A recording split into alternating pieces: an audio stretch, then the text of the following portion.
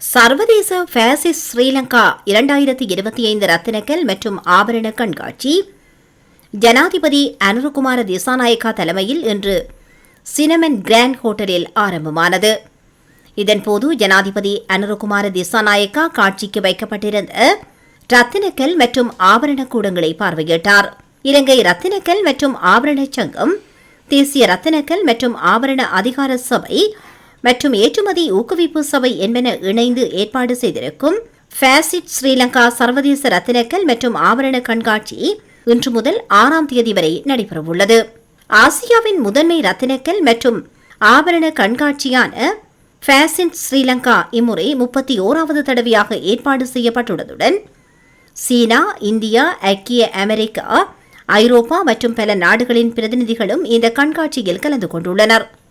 இலங்கைக்கு முதல் முறையாக வரும் உலகின் புகழ்பெற்ற ரத்தினக்கல் மற்றும் ஆபரண நிறுவனங்களின் பிரதிநிதிகள் பலரும் இம்முறை நிகழ்வில் கலந்து கொண்டுள்ளதோடு ரத்தினபுரி, எலகர, பேருவல, எகலியகொட, ஹாலி மற்றும் கொழும்பு உள்ளிட்ட பகுதிகளில் இருந்து உள்நாட்டு ரத்தினக்கல் கொள்வனவாளர்களும் இக்கண்காட்சியில் பங்கு பெற்றுள்ளனர்.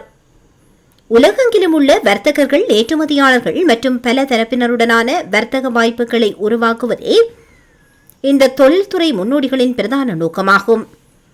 இக்கண்காட்சியின் அடிப்படையில் ஏற்றுமதி மூலம் $1 பில்லியன் அமெரிக்க விடவும் அதிகமாக ஈட்டிக்கொள்ள எதிர்பார்க்கப்படுகின்றது. உள்நாட்டு மற்றும் உலகளாவிய ரத்தினக்கல் மற்றும் ஆபரண தொழில்துறையினர் ஆவலுடன் பங்கேற்கும் இக்கண்காட்சியில் இலங்கையின் உயர் ரத்தினக்கல் மற்றும் ஆபரண பாரம்பரிய பல்வகை தன்மை மற்றும் நிலைத்தன்மைக்கு சான்றாகும்.